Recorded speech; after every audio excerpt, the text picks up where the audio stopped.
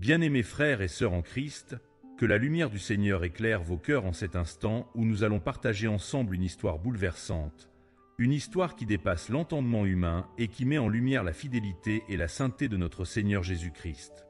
Je m'appelle Jean-Marc Delaunay, j'ai 52 ans. Je suis marié depuis plus de 25 ans, père de 3 enfants aujourd'hui adultes.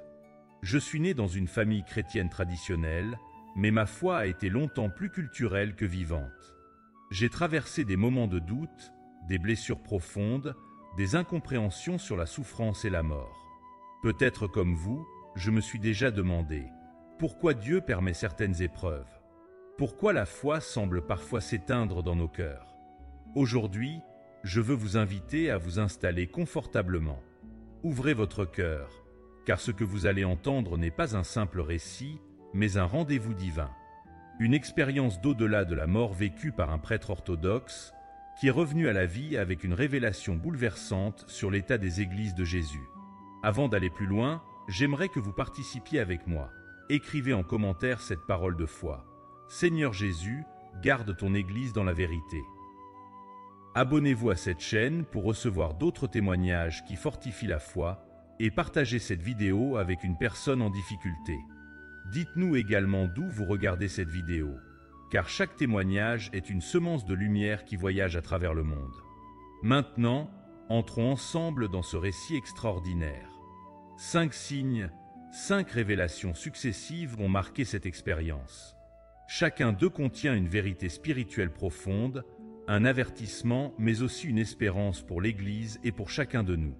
Premier signe, la rencontre avec la lumière.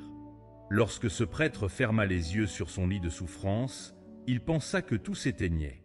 Le froid envahit ses membres, son souffle s'arrêta, et son corps demeura immobile. Mais son esprit, lui, s'éveilla dans une réalité inconnue. Il se retrouva projeté dans un passage sombre, semblable à un tunnel sans fin, où le silence régnait, lourd et impressionnant. Pourtant, au loin, une lueur se dessinait. Ce n'était pas une lueur ordinaire, mais une clarté qui semblait vivante, respirant une paix et une force qu'il n'avait jamais ressentie. Plus il avançait, plus la lumière grandissait, l'attirant irrésistiblement, comme si elle était la source même de la vie. Il comprit dans ce moment que Jésus-Christ était véritablement ce qu'il avait déclaré. « Je suis la lumière du monde. Celui qui me suit ne marchera pas dans les ténèbres, mais il aura la lumière de la vie. » Jean 8,12. Cette lumière n'était pas une simple vision extérieure, mais une présence qui pénétrait chaque fibre de son être. Elle dévoilait non seulement son passé, mais aussi ses intentions cachées, ses secrets les plus enfouis, ses pensées intimes qu'il croyait oubliées. Rien n'était dissimulé devant elle. C'était comme si son âme entière était mise à nu. Alors lui vint à l'esprit la parole de l'Écriture, « Même les ténèbres ne sont pas obscures pour toi. La nuit brille comme le jour, et les ténèbres comme la lumière. » Psaume 139,12. Devant Dieu, aucun masque, aucun mensonge, aucune façade religieuse ne peut tenir. Dans cette révélation, il ressentit à la fois une crainte profonde et une attirance irrésistible. La lumière ne le condamnait pas, mais elle lui montrait avec clarté ce qu'il était vraiment. C'était comme le regard que Pierre croisa après avoir renié Jésus, un regard qui n'écrase pas, mais qui perce le cœur et appelle à la vérité. Le prêtre pensa à ce moment aux prophètes qui, face à la gloire de Dieu, furent bouleversés par leur propre indignité. Ésaïe s'écria « Malheur à moi! Je suis perdu, car je suis un homme dont les lèvres sont impures, j'habite au milieu d'un peuple dont les lèvres sont impures, et mes yeux ont vu le roi, l'Éternel des armées. » Ésaïe 6,5. Pourtant, au milieu de cette révélation douloureuse, il sentit aussi la consolation. La lumière n'était pas venue pour le détruire, mais pour l'appeler à la repentance et à la transformation.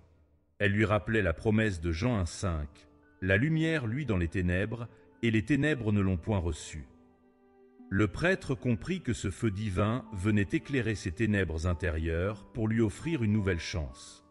Comme Paul sur le chemin de Damas, ébloui par la gloire du Christ ressuscité, il se rendit compte que cette lumière ne laisse personne inchangé. Ce premier signe marqua en lui une conviction absolue. Jésus-Christ n'est pas seulement une figure du passé ou un symbole religieux, mais la véritable lumière qui illumine tout homme venant dans le monde. Rien ni personne ne peut subsister sans cette lumière. Elle est à la fois révélation, purification et appel à marcher dans la sainteté, car si nous marchons dans la lumière, comme il est lui-même dans la lumière, nous sommes mutuellement en communion, et le sang de Jésus, son Fils, nous purifie de tout péché. 1 Jean 1,7. Deuxième signe, le poids des traditions humaines. Dans son expérience, le prêtre fut transporté devant une multitude de sanctuaires. Il vit des églises splendides, des cathédrales aux vitraux étincelants, des autels richement décorés, des processions solennelles où les chants résonnaient avec majesté.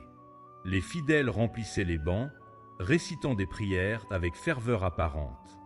Tout semblait parfait à l'extérieur. Mais alors qu'il s'attendait à sentir la présence éclatante du Christ au milieu de ces assemblées, il fut frappé d'un constat douloureux. Dans beaucoup de ces lieux, Jésus n'était pas là. Il y avait de la forme, mais très peu de vie, comme des lampes allumées mais sans huile. Ce vide glaça son cœur. Le Seigneur lui fit comprendre que lorsque les traditions humaines remplacent la parole de Dieu, elles deviennent des chaînes qui étouffent l'esprit. Il entendit dans son âme les paroles de Jésus: « Vous abandonnez le commandement de Dieu et vous observez la tradition des hommes. » Marc 7, émoticône, n'en croyant pas ses yeux. La révélation fut tranchante comme une épée.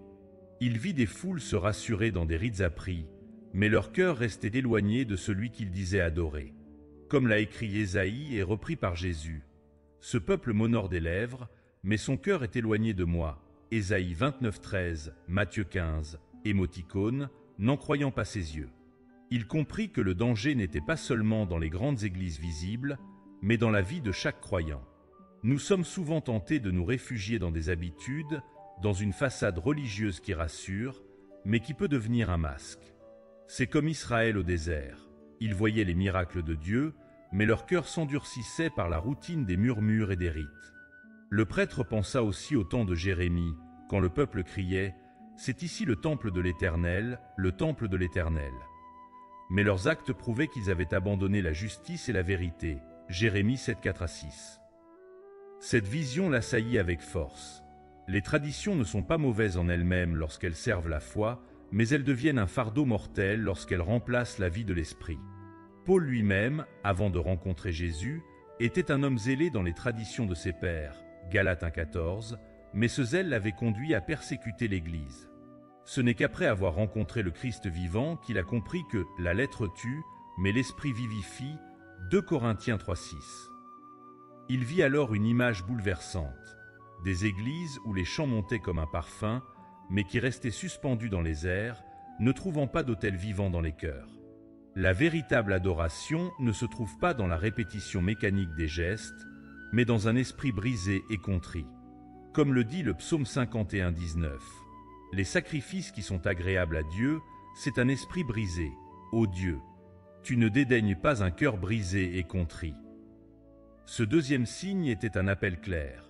L'Église doit se réveiller de ses routines mortes et revenir à une communion vivante avec le Christ. Car sans sa présence, même le plus grand des temples n'est qu'un tombeau blanchi. Troisième signe, les pasteurs et les prêtres sous examen. Le prêtre raconta qu'après avoir contemplé le poids des traditions humaines, il fut conduit à une scène bouleversante qui le marqua profondément. Devant lui, il vit défiler des hommes et des femmes qui avaient reçu l'appel de Dieu pour être des bergers, des guides, des voix dans le désert de ce monde. Certains portaient des habits sacerdotaux, d'autres prêchaient dans de grandes assemblées, et certains encore étaient connus et respectés par des milliers de fidèles. Pourtant, dans la lumière divine, leur gloire terrestre s'évanouissait comme une fumée. Car là, il ne s'agissait plus de titres, ni de reconnaissance humaine, mais de fidélité devant le Seigneur. Le Seigneur lui fit entendre ces paroles redoutables. « Mes frères, qu'il n'y ait pas parmi vous un grand nombre de personnes qui se mettent à enseigner, car vous savez que nous serons jugés plus sévèrement. » Jacques 3,1. Le prêtre vit alors comment certains qui avaient commencé avec sincérité avaient été séduits par la soif de pouvoir, par l'orgueil des honneurs ou par l'attrait de l'argent. Leurs sermons résonnaient fort, mais leur vie était vide d'obéissance. Il se rappela les paroles de Paul à Timothée: « L'amour de l'argent est une racine de tous les maux. » Et quelques-uns, en étant possédés, se sont égarés loin de la foi et se sont jetés eux-mêmes dans bien des tourments. 1 Timothée 6,10.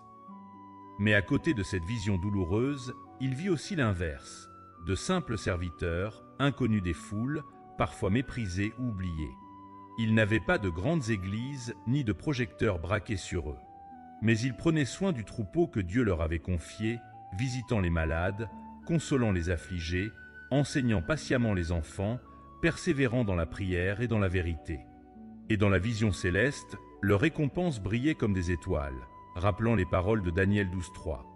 Ceux qui auront été intelligents brilleront comme la splendeur du ciel, et ceux qui auront enseigné la justice à la multitude brilleront comme les étoiles, à toujours et à perpétuité. Le prêtre comprit alors que Dieu ne juge pas selon les apparences, mais selon la fidélité. Samuel avait entendu autrefois ces mots lorsque Dieu rejeta Saül et choisit David. L'homme regarde à ce qui frappe les yeux, mais l'Éternel regarde au cœur. 1 Samuel 16:7. Ce fut une révélation tranchante. La grandeur d'un ministère ne se mesure pas aux foules, mais à l'obéissance. Cette scène le frappa d'une sainte crainte, car il vit certains pasteurs, des prêtres pleurer amèrement devant le Seigneur, réalisant qu'ils avaient recherché leur propre gloire au lieu de celle du Christ. Mais il vit aussi d'autres, tremblants, s'entendre dire « C'est bien, bon et fidèle serviteur. Tu as été fidèle en peu de choses, je t'établirai sur beaucoup. Entre dans la joie de ton maître. » Matthieu 25:23. Alors son cœur fut saisi d'un feu nouveau. Il sut que dans le royaume, ce qui est caché aux yeux des hommes est souvent ce qui brille le plus fort aux yeux de Dieu. 4e signe, les divisions entre chrétiens. Le prêtre fut saisi d'une grande tristesse lorsqu'il vit ce que le Seigneur lui montrait ensuite. Devant ses yeux s'élevaient des murs immenses, invisibles mais pourtant solides comme de la pierre. Ces murs ne séparaient pas des ennemis, mais des frères et des sœurs qui portaient tous le nom de Jésus. D'un côté, il vit les catholiques avec leurs rites anciens et leur héritage liturgique. De l'autre, les orthodoxes fidèles à leurs traditions millénaires. Plus loin encore, les protestants divisés en multiples courants, et encore les évangéliques avec leurs zèle ardents. Chacun proclamait suivre la vérité, chacun croyait défendre le bon chemin. Mais dans le ciel, ces murs n'avaient aucun sens, car Jésus ne reconnaissait pas ces frontières humaines. Il entendit une voix qui rappelait Éphésiens 4:4-5. Il y a un seul corps et un seul esprit, comme aussi vous avez été appelés à une seule espérance. Il y a un seul Seigneur, une seule foi, un seul baptême. Dans cette lumière céleste, il comprit que le corps du Christ n'est pas une dénomination, ni une étiquette, mais une communion vivante avec le Seigneur Jésus. Ce fut un choc pour lui, car il avait passé sa vie à défendre l'orthodoxie de sa tradition. Mais ici, il voyait que l'orgueil confessionnel, qui pousse les croyants à se mépriser les uns les autres, attristait profondément le cœur du Seigneur. Il vit alors une image forte, des croyants de toutes dénominations essayant de bâtir chacun leur maison spirituelle, mais leurs murs se tournaient dos à dos. Ces murs formaient une forteresse d'isolement au lieu d'un temple de communion. Et il entendit de nouveau les paroles de Jésus dans Jean 17:21, cette prière sacerdotale. « Afin que tous soient un, comme toi, Père, tu es en moi, et comme je suis en toi, afin qu'eux aussi soient un en nous, pour que le monde croie que tu m'as envoyé. » La révélation fut claire. Les divisions ne sont pas seulement des différences de théologie, elles sont des blessures dans le corps même de Christ. Comme Paul l'avait déjà dénoncé à Corinthe, « Je veux dire que chacun de vous parle ainsi. Moi, je suis de Paul, et moi d'Apollo, et moi de Cépha, et moi de Christ. Christ est-il divisé ?» 1 Corinthiens 1 décembre 2013. Dans cette vision, il vit combien l'orgueil religieux avait engendré des murs invisibles, mais réels, qui empêchaient l'Église de briller comme une seule lumière dans le monde. Pourtant, au milieu de cette vision, il perçut aussi une espérance. Certains croyants, dans chaque groupe, laissaient tomber leurs armes doctrinales pour se tendre la main dans l'amour de Jésus. Alors, les murs s'effondraient comme du sable, et une clarté plus grande jaillissait. Ce fut comme l'image d'un seul troupeau sous un seul berger, rappelant Jean 10:16. « J'ai encore d'autres brebis qui ne sont pas de cette bergerie. Celles-là, il faut que je les amène. Elles entendront ma voix, et il y aura un seul troupeau, un seul berger. » Ce 4e signe fit comprendre aux prêtres que l'appel de Dieu est à l'unité dans la vérité et dans l'amour. Car au ciel, aucune étiquette ne survivra. Seuls ceux qui sont enracinés en Christ formeront l'épouse pure et sans tache que le Seigneur prépare pour son retour. 5e signe, les pauvres et les oubliés. Dans cette partie de sa vision, le prêtre sentit son cœur se briser d'une manière qu'il n'avait jamais connue auparavant. Il vit Jésus se détourner des foules rassemblées dans les grandes cathédrales pour marcher vers les lieux oubliés, les ruelles sombres, les villages reculés et les quartiers pauvres. Là, il s'approcha des malades abandonnés sur leur lit, des enfants sans père ni mère, des vieillards laissés seuls dans leur misère, des marginaux rejetés par la société et même par certains croyants. Le regard du Seigneur brillait d'une tendresse infinie, une compassion profonde que rien ne pouvait arrêter. Alors, une voix résonna dans l'âme du prêtre, rappelant cette parole éternelle. « Toutes les fois que vous avez fait ces choses à l'un de ces plus petits de mes frères, c'est à moi que vous les avez faites. » Matthieu 25:40. Ce fut un choc violent pour lui. Dans son ministère terrestre, il avait souvent accordé plus de temps aux cérémonies, aux programmes et aux obligations liturgiques qu'à l'attention concrète envers ceux qui souffraient. Mais ici, il voyait clairement que le cœur de l'Évangile se trouve dans l'amour vécu et incarné. Ce n'est pas seulement prêcher de belles paroles, c'est s'arrêter, comme le bon Samaritain, pour panser les plaies d'un inconnu. Jésus avait déjà averti les pharisiens « Allez et apprenez ce que signifie « Je prends plaisir à la miséricorde et non au sacrifice. Car je ne suis pas venu appeler des justes, mais des pécheurs. » Matthieu 9:13. Le prêtre vit alors des scènes poignantes. Des croyants qui avaient été méprisés sur terre, parce qu'ils étaient simples ou pauvres, brillaient dans la gloire céleste. De vieilles femmes qui avaient passé leur vie à nourrir les orphelins en silence recevaient des couronnes éclatantes. De jeunes hommes qui avaient partagé leur pain avec les sans-abri étaient élevés au rang d'héritiers glorieux. Cela lui rappela les paroles de Jacques de V. Dieu n'a-t-il pas choisi les pauvres aux yeux du monde pour qu'ils soient riches en la foi et héritiers du royaume qu'il a promis à ceux qu'il aime? Il comprit alors que beaucoup d'églises avaient perdu de vue cette dimension essentielle. Elles s'étaient enfermées dans leur programme, leur budget, leur construction, oubliant que le Christ est présent dans les visages meurtris des plus petits.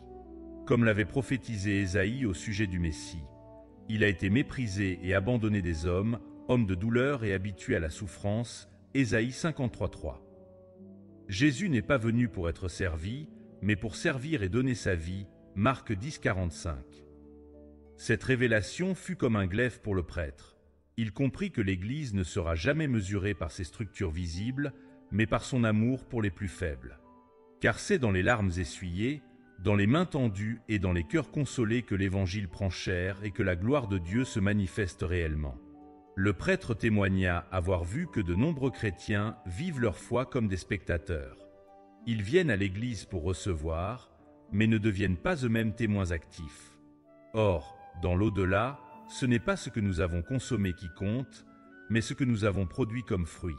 Jésus a dit dans Jean 15:8 « Si vous portez beaucoup de fruits, c'est ainsi que mon Père sera glorifié et que vous serez mes disciples. » Cette vérité nous surprend tous.